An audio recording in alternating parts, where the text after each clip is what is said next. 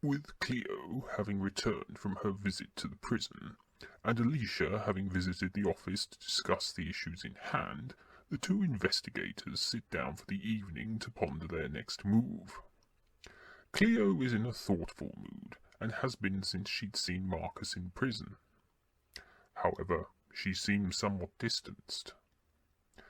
How she managed to keep herself composed during her meeting with Alicia baffles Trajan, as he can always tell when his friend and employer is feeling somewhat out of sync with the world around her.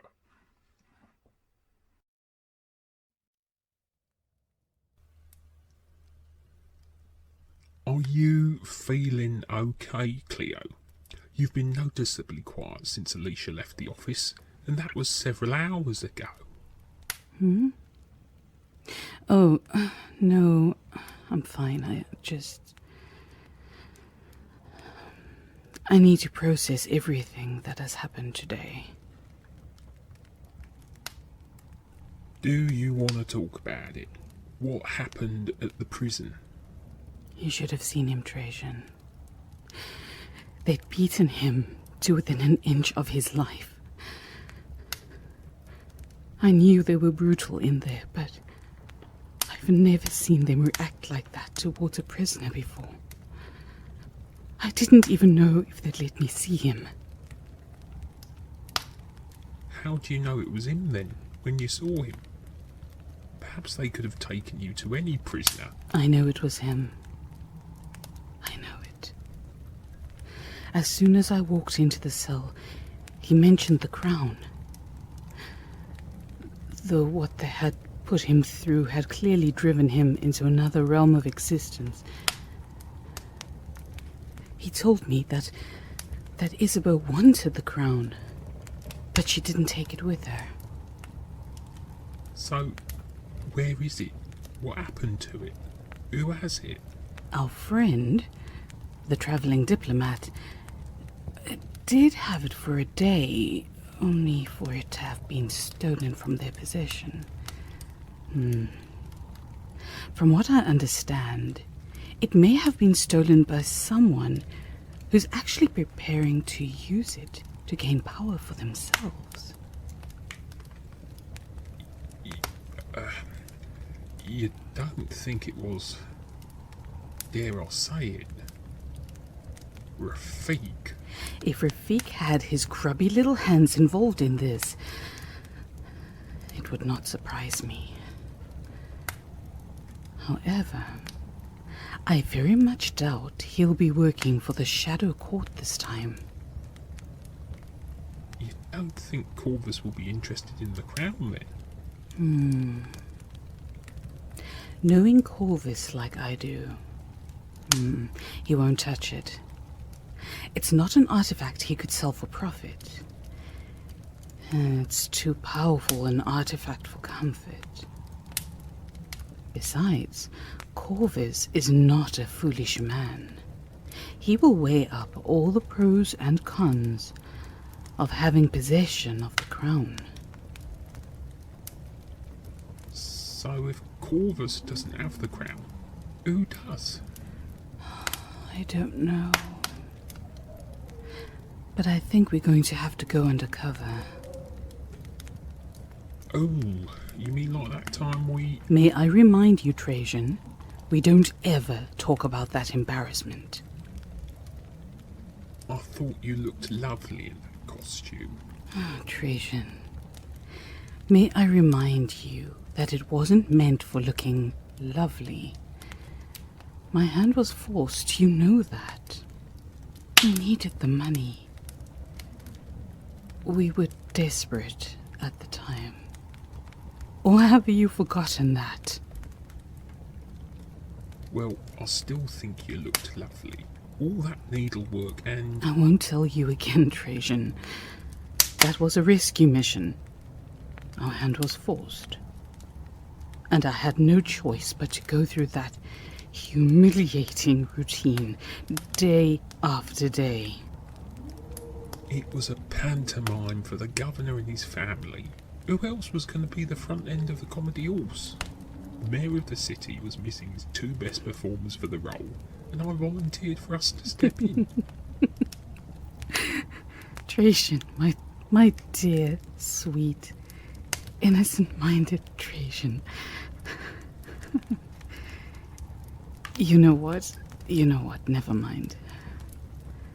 Let's just not talk about it ever again, shall we? Well, it put a smile on your face, didn't it? Look, come here. Come on. Come on. There now. Look, think about it this way. We have the information we need. The crown isn't in Audacity. It's nowhere in the central monarchy.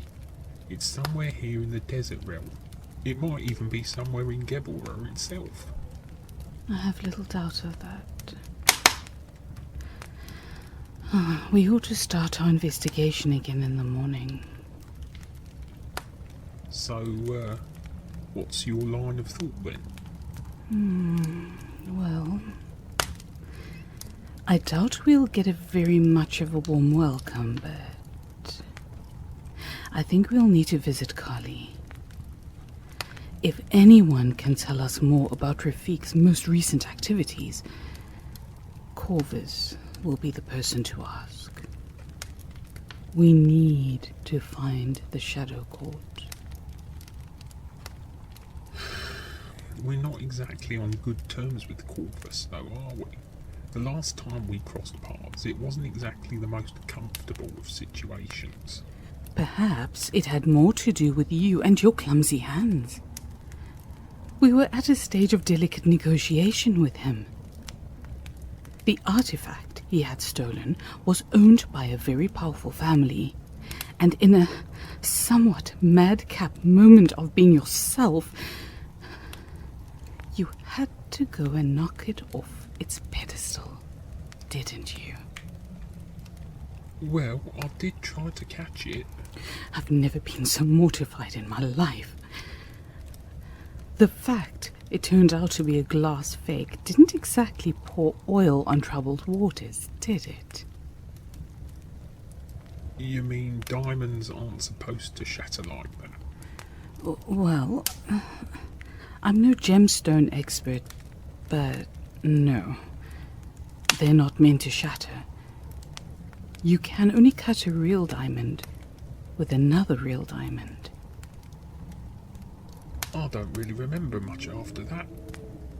How did we get out alive? Corvus isn't exactly forgiving, is he? He did explain it. Apparently, your reputation spreads further than you imagine, Trajan.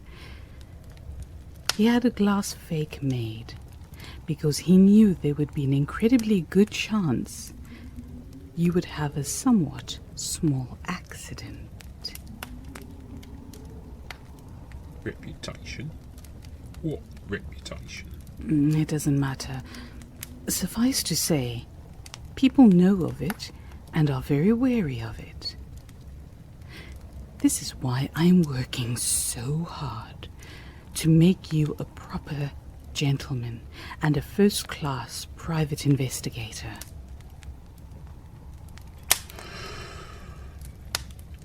You really care about this, don't you, Cleo? I care about you, Trajan. We've known each other for so long. You're like a brother to me. I just want what's best for you. I see the potential in your eyes. Don't ever squander that. I didn't know you felt that way. Maybe we can work on this together. You help me, and I'll help you. Help me? What with? Look, I realise I'm not the sharpest tool in the box, but I have contacts throughout the criminal underworld. You what? I've never told you this before, because it's not something we've needed. Wait. Just one moment. You have a network of informants. Whatever for? Have you been holding out on me? No, not at all. I just use them to get the latest gossip from within the palace. Apparently there's a chambermaid who has more than just her hand in the fireplace, if you know what I mean. Winky winky. What? So you're telling me you use a network of informants just to catch up on what you could perhaps learn here on the street? Why? Why all the bother and effort? It's more fun that way. Doesn't cost me a penny either. Why is that? Because they're afraid of your reputation. What? They know that once you find them, they'll be seeing the inside of the prison for an exceedingly long time. You have a reputation too, you know, but one that's very well feared and respected. I don't know whether to feel honoured or appalled at that revelation. Still, if they fear me, that's a good sign. It means my influence is still strong among the criminal cases. Trajan, be here, dear. Go and see who it is, please. Why would anyone be calling at this hour? It's late. Well, there was no one there, but there was this note pinned to the outside of the door. Give that to me, please. Thank you.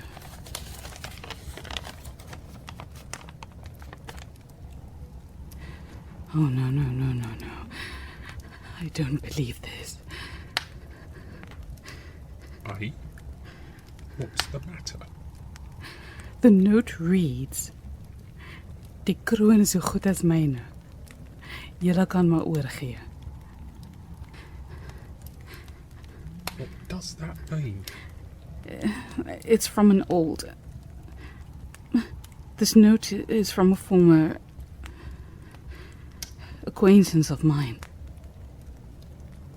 Back from my lands. The lands from which I come. No, you've never met them.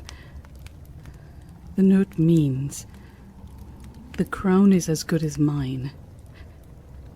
You may as well surrender. Oh, I see. So, how do you know that? Well, who else knows my language? You don't even know my language, and we've known each other for so long.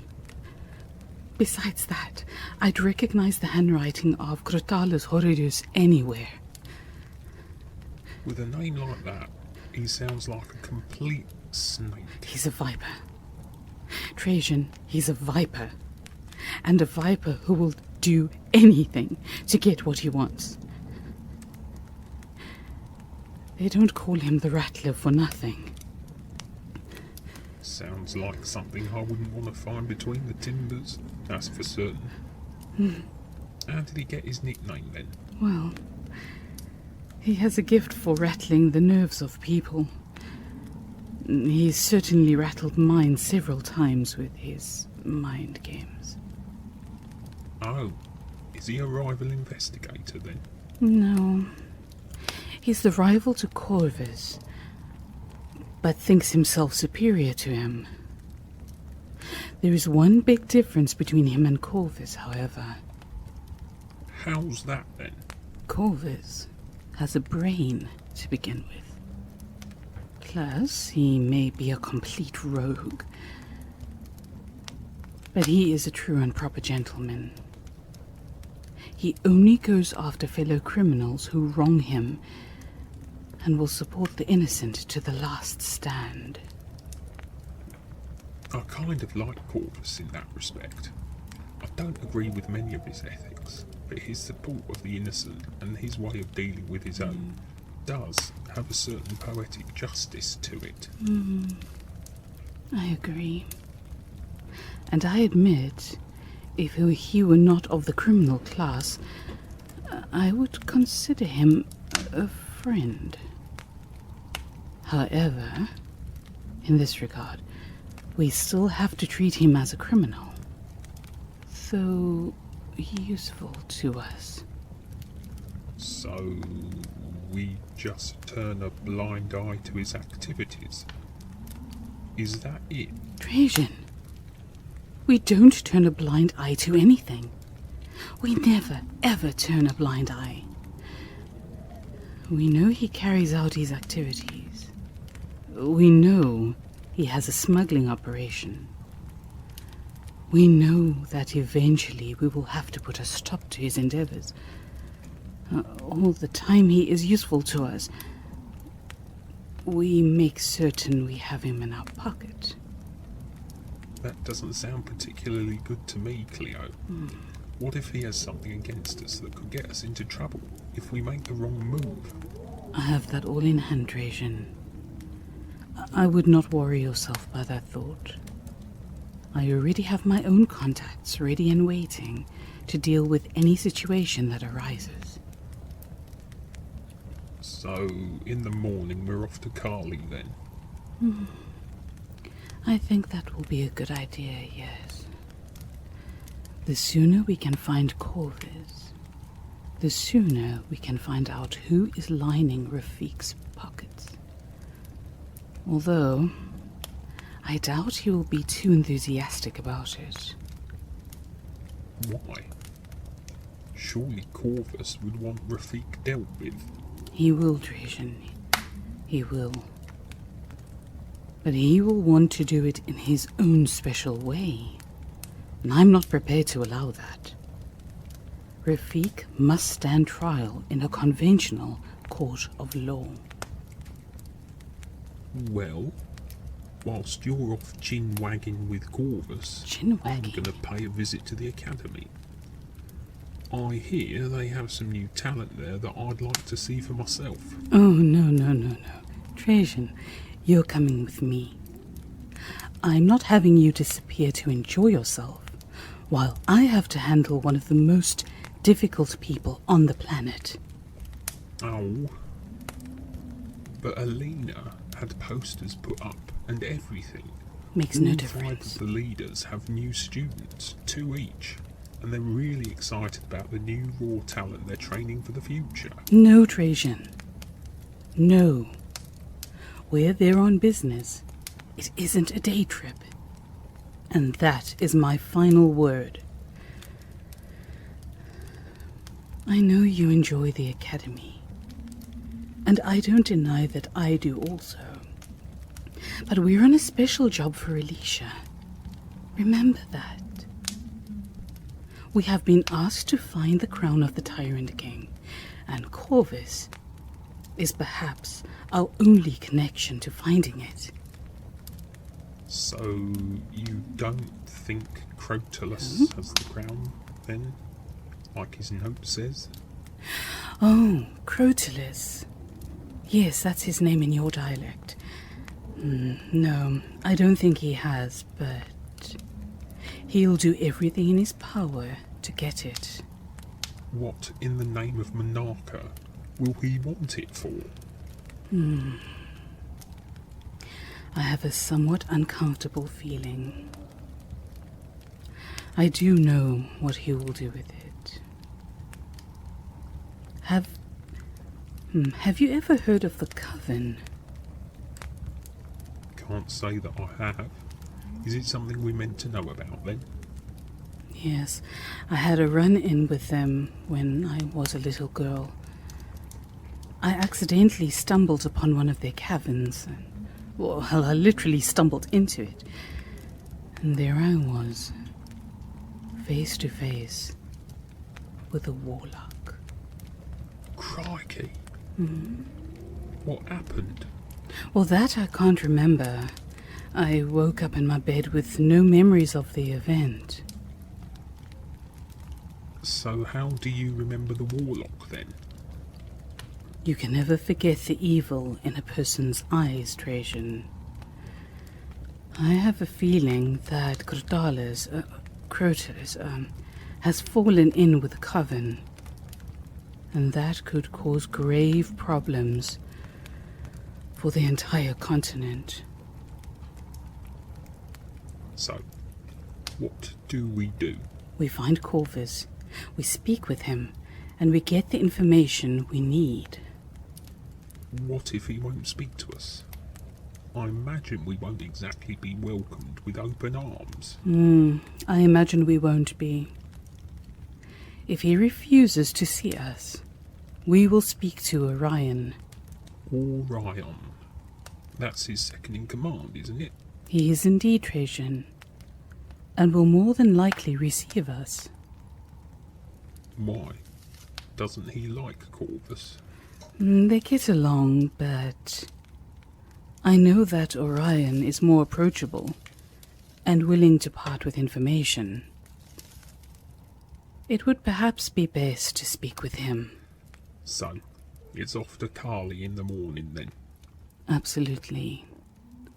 It's off to Carly, and one step closer to finding the crown of the Tyrant King. Well, if we have to be up early, I better get some sleep. Good night, Cleo. Good night, my dearest, dearest Trajan.